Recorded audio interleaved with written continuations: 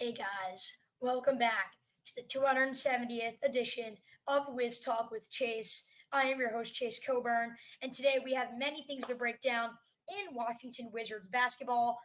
It's essentially going to be a full summer league recap. The Wizards went 3-2, almost had a buzzer beater, so they were really near 4-1, and they showed a lot of promise during the summer league. We're going to break that down, but mainly headlining two stars from summer league, Bub Carrington and Justin Champaigne. And to do that, I would like to welcome a Pitt broadcaster who is currently there at Pitt. He also writes for Sports Illustrated and many other places. Ladies and gentlemen, let's welcome Ari Meyer to the show. Ari, welcome. Thank you for having me on the show. As you said, I'm Ari Meyer, write for Sports Illustrated, mostly for Pitt. I covered Pitt basketball for the Pitt News and a little bit of Sports Illustrated last year, and I've gotten more into writing about the Wizards in different capacities just because Justin Champaigne and Bub Carrington both came from the University of Pittsburgh, although at different times. Absolutely. Now, let's just kind of break it down. I know you were covering the Summer League, and there were a few articles on that, guys. I will try to link those in the description. If not, Ari, we'll have you kind of share where we can all find your content toward the end. But kind of, I want you to break down what you really saw in Carrington and Champaigne during the Summer League. So when I watched Bub Carrington when he was in college, no disrespect to the guy, but I didn't really see him as a defensive player in the same way that he showed in the summer league. So if I were to say one thing I was surprised about was his perimeter defense looked a lot better than it looked at Pitt. Not saying it was bad, but he wasn't like the defensive player when he was on the court for the Panthers. But his perimeter defense was great. His best shot, which is his mid-range, was still great.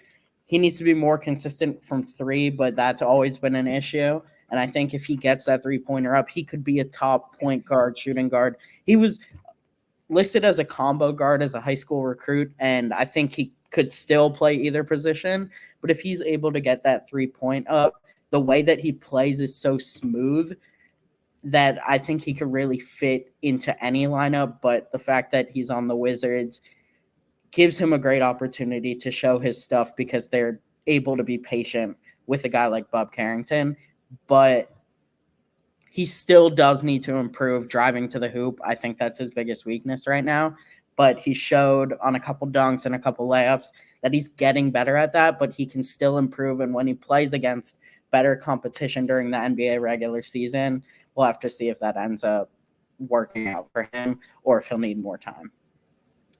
Absolutely. Yeah, we've talked about a ton on this podcast about, Bub Carrington and what he could do. And you mentioned the patience. Absolutely. I mean, this is a Wizards team that is not looking to contend for a little while. They're still trying to, develop their young core. And they may not even contend until they have to pay some of these guys a second contract. So they have the time. And yes, you're right. Carrington absolutely has the raw talent. And he played really, really well. During summer league, almost 16 points a game, 7 rebounds, 5 assists. Again, the efficiency could have been better, but I think we really saw the talent. The Wizards have one two-way spot left on the roster. They gave one of which to Tristan Vukcevic. A two-way contract, for those who do not know, is a player who can kind of switch between the NBA and the G League. The Wizards have one two-way contract left. I know he went to Pitt.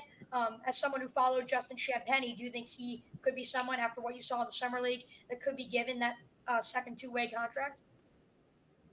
Yeah, definitely. I mean, I think his best moments during Summer League were when he was facilitating or being facilitated by Bub Carrington himself. But this is a guy who played a decent amount of games. I don't remember the exact number on the Wizards roster last year. And if they didn't make the quality changes that they made, which, to be honest, I wasn't expecting them to make, Justin Champaigne looked easily like the sixth man for that team if there were no real changes going into this year. That being said, they have upgraded in certain spots, bringing in Brogdon, bringing in Valanciunas. So it's a bit harder for him, but I still think he deserves that spot. I think the way that he passes and is able to create in opportunities where he's double covered or something like that brings something to the team that they don't really have right now. And although he's not the youngest player, he played 3 years in college and he's been out of college for 3 years at this point. I still think that the way that he plays, he moves so quickly and he's able to get around defenders. And that's something that the Wizards can throw in at different points in the game when they need something specific. They need a specific tool. I think Champaggne is a perfect example of that. And I think they would benefit from having him on a two-way deal. But I also see the upside of a guy like Taylor Funk, who was unreal in their last summer league game from three. But that all depends on how the current members of the roster who aren't on two-way deals will be shooting from three versus driving to the hoop, because I think that's the two different types of players you get. Absolutely. And we're talking about Champagnie and Carrington, two guys who could be contributors on an NBA roster this year. Pittsburgh has never really been a team to compete for, a March Madness title. But what do you think this says about the Pittsburgh basketball program being able to recruit this kind of talent now multiple years over the past few? So you might not remember this, but before 2013-14, Pitt was a perennial, they made the tournament every year without fail. They had Jamie Dixon, who's currently TCU's head coach, and he left in 2016.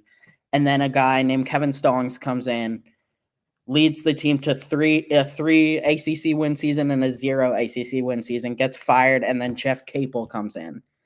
And I promise I'm going to get to your point in just a second. Jeff Capel comes in, and he coaches for 2 years, and then COVID hits. And you got to do a complete reset again. The only teams that probably made it out more positive through COVID are teams like Duke, Kansas, UNC, the teams that were already big schools in college basketball. So then he basically has to reset again after 2 seasons of progress, and it takes until the 22-23 season where Pitt makes the tournament, gets 2 tournament wins, and they land Bub Carrington, Jalen Lowe, Marlon Barnes as freshmen, and then they are also able to start getting their portal going. But I think that it's been a complete turnaround. The team went from always competing in the early 2010s, and before that, they made the Elite Eight in 2009, to basically becoming irrelevant. And I think Capel's done a great job of bringing them back to that relevance, getting those prospects, getting those transfers. They got Damian Dunn from Houston in the portal this year. They got Cam Corrin from Florida State. And I think they're really on the right track. They just got announced this afternoon that they're in the top, I believe, 7 for the number 6 prospect in the upcoming class, Malik Thomas, who dropped schools like Duke and Kentucky and Indiana and Villanova in favor of a school like Pitt. Although schools like UConn are still on his list, but he's a local guy to Pittsburgh. But Pitt hasn't really had a guy like that high up on the recruiting board since Steven Adams, who they always knew was going to be a one-and-done player before entering the league. So right now, they're going to have 2 minimum NBA players, 4 possible, with Steven Adams, Bub Carrington, and then Justin Champagnie if he gets the two-way, and then Mohamedou Gueye, who is with the Charlotte Hornets right now and is basically bounced between different G League teams, but has the skills to make it to the NBA. But I do think they're on a very positive trajectory, got a big recruiting class this year, and you could see more Pitt players end up in the league, with guys like Jalen Lowe being mocked to the lottery for the upcoming draft. Absolutely. It is great to see. You just mentioned one and done. That's what Carrington was. He's 19 years old, and that's what a lot of people think. That's what makes him that intriguing prospect. The fact that he is not even 20 years old yet, and he may be the starting point guard on a team next season to be the future of their team. Mm-hmm. Can you see that happening? When you were watching Bub Carrington at Pittsburgh, did you see the guy that could be the point guard on a future championship winning team? So Bub became the 3rd ACC player ever to get a triple-double in their debut. Granted, it was against North Carolina A&T, who, according to Ken Palm, Massey, whatever you want to use, RPI, were a bottom 10 team in college basketball. Still impressive for a guy who had turned 18 2 months before that. This guy was 18 playing against 22-year-olds, 23-year-olds. There are guys who are going to be on their 6th year on NCAA's roster next year. And Bub was playing against them in, I guess, their 5th year. And then he goes on. He has a bit of a rough patch towards the end of non-conference play, but he picks it up in conference play. And by the time they reach the ACC tournament, in their last game, which was a loss to North Carolina, he puts up, I think, 20 points, like 8 rebounds, however many assists.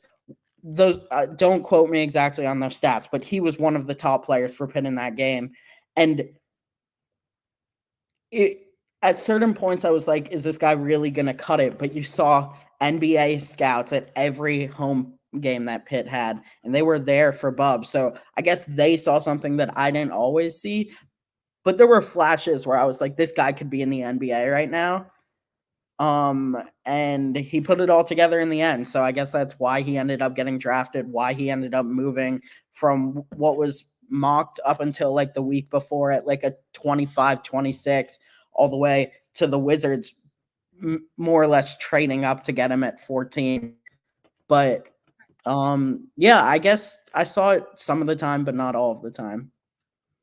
Absolutely, Ari Meyer. Thank you so much for breaking down some of these Pitt players. We wish the best of luck to Bub Carrington and Justin Champaigne, and we wish the best of luck to you, Ari. If anyone Thank you. listening is interested in hearing some of your content, where could we find you? So the 2 main writing sources that I'm on are Fan Nation for Pitt and the Steelers, and then the Pitt News, and then WPTS Radio is the Pitt student radio station that I'm sports director for. So I'm on there 3 or 4 times a week. And yeah, that's where you can find me. Perfect. And we'll have some of those links and the links to your social media in the description. Ari Meyer, thank you so much for joining Thank us. you for having me. Awesome. It's great to hear that. Now, guys, we need to talk about Summer League as well and just continuing to talk about it. He mentioned Bub Carrington. We've been mentioning Bub Carrington. Again, he had a very good Summer League. You just looked at, to me, what I really saw was the rebounding ability. I mean, 7 rebounds a game for a guy of his size and his nature was incredible to see, in my opinion. So I love seeing that out of Bub Carrington. I think the guy that we are a little concerned about is Alex Sarr. And that brings us to our second Wizardry note. We're talking about some of the Pitt guys. And real quick, before we do get to Alex Sarr, let me just say Justin Champaigne deserves a spot. I mean, you heard what Ari said about him. 13 points a game, 6 rebounds on 56% shooting in the Summer League for Justin Champaigne for Washington this past week. Again, in the Summer League, we saw him play some NBA ball. We've seen him kind of on the G League team. But with that 2-way contract, I'd be surprised if Justin Champaigne isn't there. Johnny Davis will probably get an NBA spot. Jared Butler will probably get an NBA spot. Eugene Amori, guys like that. I doubt Champaigne gets the NBA roster spot, but I think the Wizards would be stupid in a sense to not bring Champaigne back because I think he has the scoring talent and just the talent in general to be a very, very talented player in the NBA. So I would really like to keep him if I was the Wizards. Now, don't worry about the pun, but this was not a surreal moment for Wizards fans watching their top prospect. I mean, you've seen Kwame Brown. I mean, you've seen the Wizards, Jan Vest. I mean, you've seen the Wizards blow some picks in the past. And a lot of people are saying that's going to be the case for Alex Sarr after he had what I think we should call a forgettable or unforgettable, but what we want to call a forgettable Summer League. 5 points per game, 8 rebounds. I love the 8 rebounds. I love the 2.5 blocks a game. I don't love the 5.5 points. And the guys, don't worry, this is not a glitch. 19% field goal shooting. Again, this is real. 19% from the field. And I think a lot of people knew that he was partially a prospect and not exactly polished on the offensive side of the ball. I don't think anyone thought 19% from the field was where we were going. And in the first few games, he scored 12 in the opener against Zachary Reese-Shea. Kind of got a little bit worse in the second game. But then you look at the third and fourth game, that's when it really started to fall off.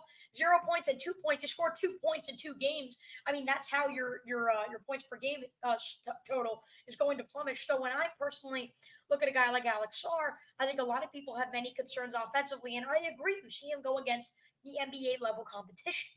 But you cannot base how a player will do based on Summer League. Trae Young was horrible in Summer League. Kevin Knox was amazing in Summer League. we obviously know there is a gigantic difference between Kevin Knox and Trae Young. In fact, it's a complete other way around. And Kevin Knox can't even get an NBA roster spot, while Trae Young is one of the best players in the NBA, an all-star, all-NBA type player. So you cannot put too much into the summer league. His inefficiency was not great. I love the passing. Not a lot of people were talking about this. His facilitating ability was incredible. You'd see him actually play more on the perimeter. You'd see him play at the top of the key and set guards up in the paint.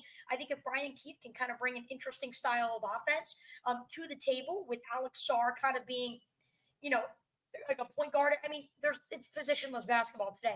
You see Giannis Jokic bring up the ball. If Alex Sarr could be that type of player with good facilitating ability, that would be very, very good. And defensively, I've mentioned the 2.5 blocks. I mean, it's Alex Sarr. He was there. He was a brick wall on defense. And I mean, that just has to do with his height and his length. And we just know what he can do on the defensive side of the ball. He's polished there. The offensive concerns are there, especially when you look at some of these stats. 9 of 74 from the field total, 22.6% true shooting, and a 3.8 PER, player efficiency rating. Just for example, 10 is the average player. So he was much worse than the average player efficiency rating. And that PER mark was the worst of any first rounder during summer league. So I guess a good way of putting this is Alex Sarr did not have a good summer league, to say the least. Does that mean he can't be a good player? No, he has the potential to be a great shooter. We've seen the facilitating ability.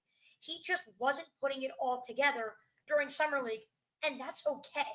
And he doesn't even need to put it together this coming season. A lot of people are putting Sarr as a Rookie of the Year guy.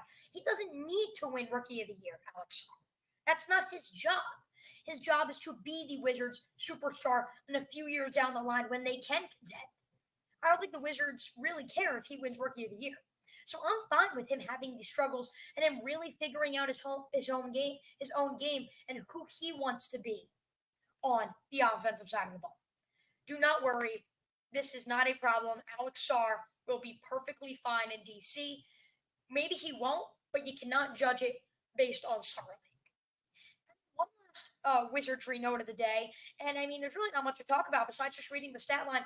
A funky situation, to say the least, that the Wizards have been put in with the Taylor Funk situation, because Taylor Funk, out of nowhere, goes crazy. 29 points on 8 of 18 shooting. That doesn't sound like that good until you see he only took 2 shots from the field, 16 from deep. He made 8 of those 3-pointers with 5 assists and 4 rebounds. So 29, 5, and 4 with 8 3-pointers made at a 50% shooting percentage. And yet this guy right now may not get a two-way deal. So I think the Wizards really need to crunch down a little bit, because obviously Keyshawn George, Bub Carrington, Alex Sarr, they're getting it. Justin Champaigne, we want to put in. Johnny Davis had a good summer league, 13.5 points, 6 rebounds, 52% from the field. Or the Wizards at a point, though, where they know what they have in Johnny Davis, and there's really no point in having him on the roster. To me, I think you keep the guys that you really, truly believe in. Do not put too much into this Taylor Funk situation. An NBA team should 100% give him a chance after we saw him catch fire.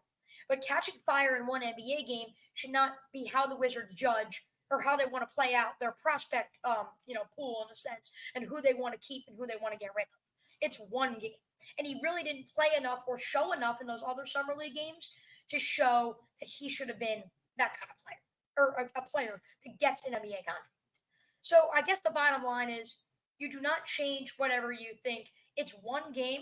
If you can give him a two-way deal, if you can afford to, or a G League contract, or a 10-day, or something along those lines, you want to try it, but you cannot change how you want to run your franchise and some of the young players you want to have on this team because of one game where one guy caught fire.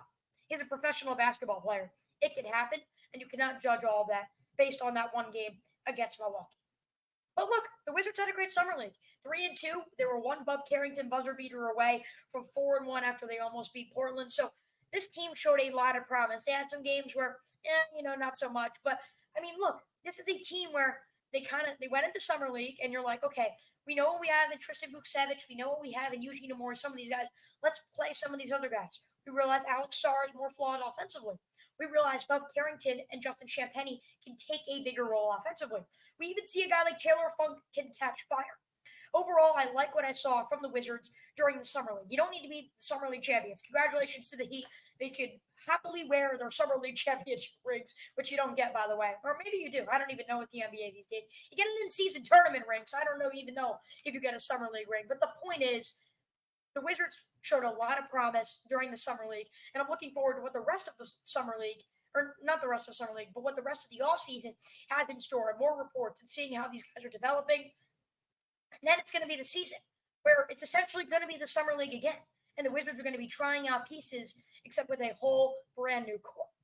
On the next episode of Wiz Talk with Chase, we're going to break down their depth chart, what it means for Brian Keefe to be the coach. We really haven't broken it down in depth, and so much more, maybe what the future holds for veterans like Kyle Kuzma, Jordan Poole, etc. That will all be coming up in the next edition of Wiz Talk with Chase, which will be coming out in a week or two. But I hope you guys first did enjoy this episode. If you did, please be sure to subscribe, follow, share, and view. Shout out to Ari Meyer again if you enjoyed some of his content.